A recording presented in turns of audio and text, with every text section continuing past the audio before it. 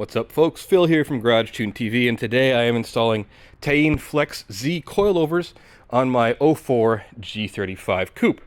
Now, the brand and type of coilovers don't matter. In fact, the type of suspension doesn't matter. The process is going to be the same for all of them. Your brand, your preferences is all up to you. To do so, it is fairly simple. You're going to need to jack your car up.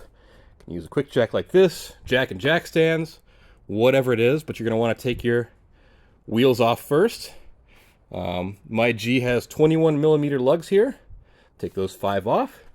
Next, I like to loosen up these 3 bolts up here. One right here, one there, and one here. There, it's kind of hard. Those are all 13 millimeter bolts. Loosen them up. Then, you don't have to do this part, but it makes it a lot easier. Up here and up here are 2 14 millimeter bolts. Loosen those up, and then come down and loosen this 17 millimeter. Okay? You need to remove your brake line here. This is a 12 mil. And then carefully pull the 2 rubber things out here towards you for the ABS sensors. Once you remove the ABS sensor in your brake line, go ahead and take all those bolts out that I mentioned. With that, you'll be able to pull the upper control arm out of the way and back a little bit.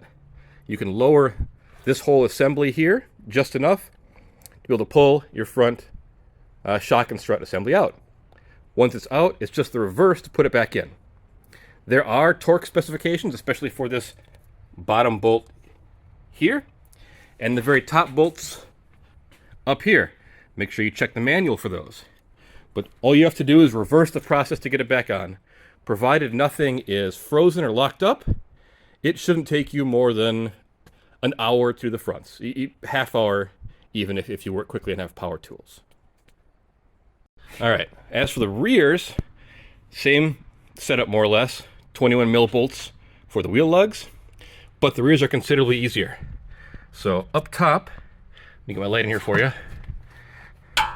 There are 2 12 millimeter nuts you need to take off. And then you want to take off this bolt here. And I find it easier to take off this bolt and the accompanying nut here on the lower control arm. This bolt and these 2 are 17 mils. Once you've done that, you can lower the lower control arm. I like to jam a pry bar in that hole there to pull it down. Take off the rear shock, or the rear spring rather. Pull off the rear shock, and then just reverse the order when you put it back together. Most of these bolts have torque specs.